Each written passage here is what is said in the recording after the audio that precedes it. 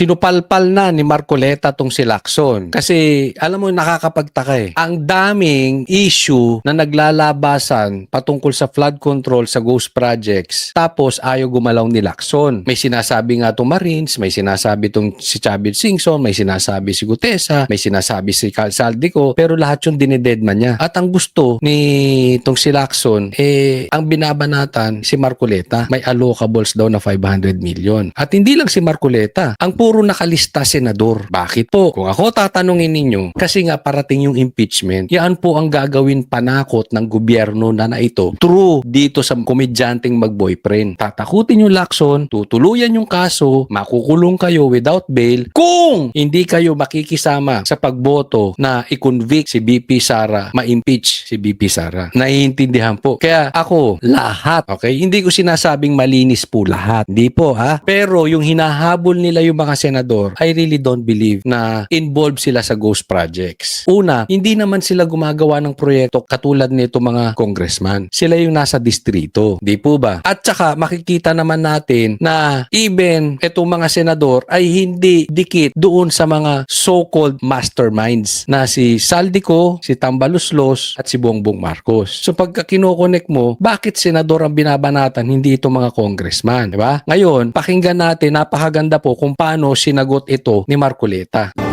Palabas kung tawagin ni Senador Rodante Marcoleta ang aligasyong may 500 million peso allocable umano siya sa iniwang handwritten note ni late Public Works Secretary Maria Catalina Cabral. Unang pinalutang ni Senate President Pro Tempore Panfilo Lacson ang nasabing impormasyon. Narito ang agenda report ni Hannah T.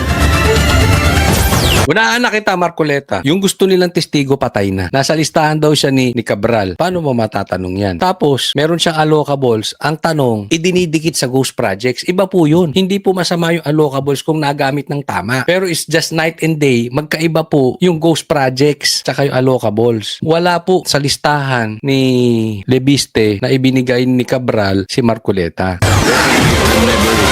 Walang sapat na konteksto para kay Senator Rodante Marcoleta ang mga akusasyon sa kanya ni Senate President Pro Tempore Ping Lacson. Isiniwalat kasi ni Lacson ang umano'y 500 million peso worth of allocables para kay Marcoleta base sa handwritten notes ni dating late Public Works Undersecretary Maria Catalina Cabral. Para kay Marcoleta, hindi raw lubusang inilantad sa publiko ang nasabing akusasyon. Putol, hindi buo, walang sapat na konteksto at tila ba'y tumutukoy sa representasyong ito bilang humihingi ng mga proyektong katumbas ng 500. Whether it's 500 billion, 500 million, or 500,000. The big document tells a narrative that a certain Kong Marcoleta has this 500 allocation for the DPWH. Hindi pa sa ngayon Nakikita nyo na yung parang ang pinapalabas ni Lacson, yung konteksto, yung 500 million, parang sa DPWH na konektado sa flood control. Diba? Hindi po yun yung konteksto. Parang ganito lang. Sinisita nila yung confidential funds ni BP Sara. Pero ang dami namang may confidential funds. Si Bongbong Marcos nga may confidential funds. Yung mga sekretary nga mas malaki pa confidential funds kay BP Sara. Hindi naman sinisilip. Diba? Etong naman ang kay, minamali ang konteksto. Parang hinahantula doon sa mga ginawa dyan sa Bulacan. Dyan sa ginawa nitong mga magnanakaw na congressman. Diba? Ito si Lacson, medyo iba talaga. Papapansin nyo naman ang hinahabol ni Lacson yung mga senador. Ni ayaw nga niyang imbitahin. Ayaw nga niyang papuntahin si Tambaluslos para magsalita dyan. Si Chavit, yung 18 Marines. Si Gutesa, ayaw niya. iimbestigahan si Marcoleta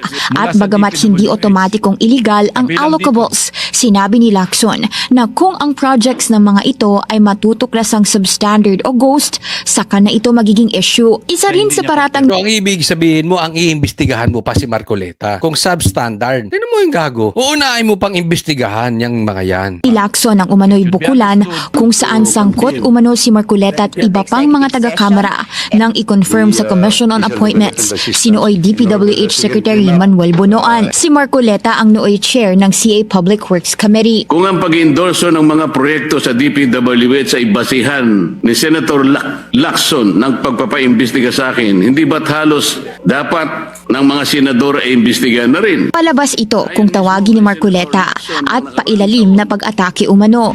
Sisiyasatin daw ng Senate Ang punto doon ni Marcoleta, lahat naman ng senador meron, parang ganon. Blue Ribbon Committee ang project sa allocables ng mga mambabatas at i-verify nila ang flood control projects sa Visayas at Mindanao para makita kung gaano ka-widespread ang korupsyon.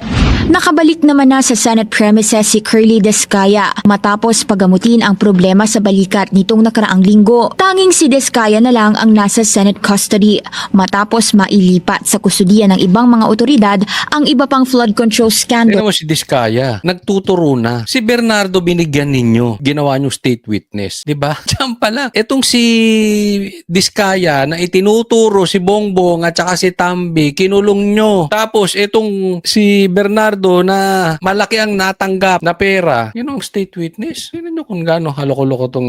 Whistleblowers. Nasa humigit kumulang 7 buwan na siyang nakadetain sa Senado matapos i-contempt dahil sa hindi nito pag-cooperate sa Blue Ribbon. Sinupalpal na ni Marcoleta tong si Lacson. Kasi, alam mo, nakakapagtaka eh. Ang daming issue na naglalabasan patungkol sa flood control sa ghost projects. Tapos, ayaw gumalaw ni Lacson. May sinasabi nga itong Marines, may sinasabi itong si Chavit Singson, may sinasabi si Gutesa, may sinasabi si Saldico, pero lahat yung dinededman niya. At ang gusto ni itong si Lacson, ang binabanatan si Marcoleta, may allocables daw na 500 million. At hindi lang si Marcoleta, ang puro nakalista senador. Bakit po? Kung ako tatanungin ninyo, kasi nga parating yung impeachment, yan po ang gagawin panakot ng gobyerno na ito true dito sa komedyanteng mag-boyfriend. Tatakutin yung Lacson, tutuluyan yung kaso, makukulong kayo without bail kung hindi kayo makikisama sa pagboto na i-convict si BP Sara, ma-impeach si BP Sara. Naiintindihan po. Kaya ako, lahat, okay? Hindi ko sinasabing malinis po lahat. Hindi po, ha? Pero yung hinahabol nila yung mga senador, I really don't believe na involved sila sa ghost projects. Una, hindi naman sila gumagawa ng proyekto katulad nito mga congressman. Sila yung nasa distrito. Di po ba? At saka makikita naman natin na even itong mga senador ay hindi dikit doon sa mga so-called masterminds na si Saldico, si Tambaluslos at si Bongbong Marcos. So pagka kinokonek mo, bakit senador ang binabanatan, hindi ito mga congressman? Diba? Ngayon, pakinggan natin, napakaganda po kung paano sinagot ito ni Marcoleta.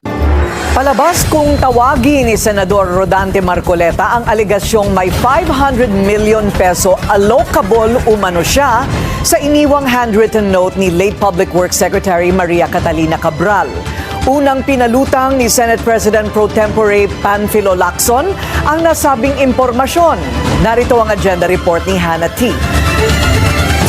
Unaan na kita, Marcoleta. Yung gusto nilang testigo, patay na. Nasa listahan daw siya ni Cabral. Paano mo matatanong yan? Tapos, meron siyang allocables. Ang tanong, idinidikit sa ghost projects. Iba po yun. Hindi po masama yung allocables kung nagamit ng tama. Pero it's just night and day. Magkaiba po yung ghost projects tsaka yung allocables. Wala po sa listahan ni Lebiste na ibinigay ni Cabral si Marcoleta.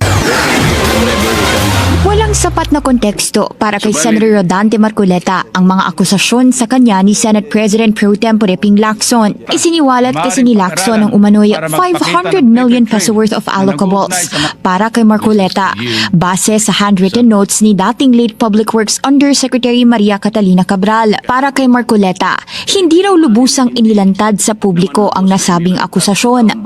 Putol, hindi buo, walang sapat na konteksto at tila ba'y tumutukoy sa representasyong ito bilang humihingi ng mga proyektong katumbas ng 500. Whether it's 500 billion, 500 million, or 500,000. The big document tells a narrative that a certain Kong Marcoleta has this 500 allocation for the DPWH. Hindi pa sa ngayon Nakikita nyo na yung parang ang pinapalabas ni Lacson, yung konteksto, yung 500 million, parang sa DPWH na konektado sa flood control. Diba? Hindi po yun yung konteksto. Parang ganito lang. Sinisita nila yung confidential funds ni BP Sara. Pero ang dami namang may confidential funds. Si Bongbong Marcos nga may confidential funds. Yung mga sekretary nga mas malaki pa confidential confidential funds kay BP Sara. Hindi naman sinisilip, di ba? Etong naman ang kay minamali ang konteksto. Parang hinahantula doon sa mga ginawa diyan sa Bulacan, diyan sa ginawa nitong mga magnanakaw na congressman, di ba? Ito si Lacson, medyo iba talaga. Papapansin nyo naman ang hinahabol ni Lacson yung mga senador. Ni ayaw nga niyang imbitahin, ayaw nga niyang papuntahin si Tambaluslos para magsalita diyan. Si Chavit, yung 18 Marines, si Gutesa, ayaw niya. Ngayon iimbestigahan si Marcoleta